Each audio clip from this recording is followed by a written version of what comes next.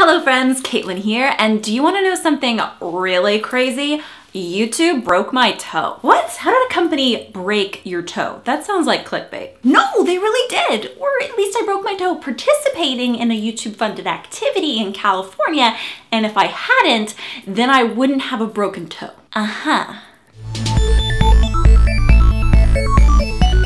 So in the summer of 2011, YouTube funded something called the YouTube Creator Institute, which brought together new, promising creators to teach them the basics of creating for YouTube. It was awesome. I got to go to California for a month and write, film, and direct my own short video. And I got lots of mentoring on starting the YouTube channel that is now I Imagine Blink. So basically, without the YouTube Creator Institute, there would almost definitely not be an I Imagine Blink. However, it did not come without its casualties. Like breaking my toe and seemingly forever ruining the big toenail on my right foot. My feet. So weird. So this is how it went down. The night before I was supposed to shoot my short film, my friend David and I were talking about the set, which also happened to be my bedroom, and what colors would look best against a red wall. I was like, I know, let's use some of my t-shirts to compare against the red wall. So I go over to my drawer where I keep my t-shirts and I pull it out, and suddenly the drawer is no longer in the dresser, but instead on my bare foot. I don't think I screamed. I think I was in too much shock. Not until David picked up the drawer and I bent my foot a little bit to see how bad it was, and blood spurted out from the back end of my toenail. Blood should not come out that end.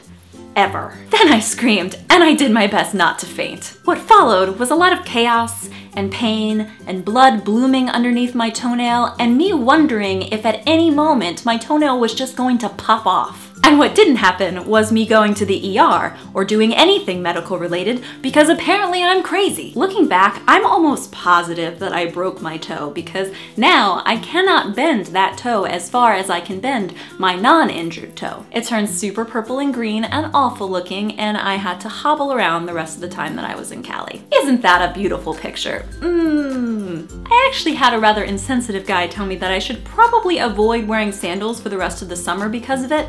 Yeah, sexy. So that was almost 6 years ago. That toenail died, by the way, and though it never popped off and left me without a toenail, the new toenail took a year to grow in and push the old, bloody, disgusting one out. I had a big, lumpy, ew, gross toenail for so long. And since then, my new toenail has actually had a split in it. Only recently has that split almost completely grown out, and I really hope that it's gone soon, because it would be really nice to have a normal looking toenail in what seems like forever. You don't realize the importance of having normal looking feet and nails until you don't have them, and then they become vitally important. So yep, YouTube broke my toe and my toenail, and I am still suffering the effects now. What you should learn from this story, other than that I'm a weirdo with a funky looking toenail, is that if you drop a drawer on your toe, you should go to the doctor. Even if you're far away from home and have a 12-hour filming day the next day, it could save you from having a weird looking foot in the future. What do you guys think? What is the weirdest thing that you've ever injured? Have you ever been dumb like me and refused to go to the doctor when it could have saved you trouble in the long run?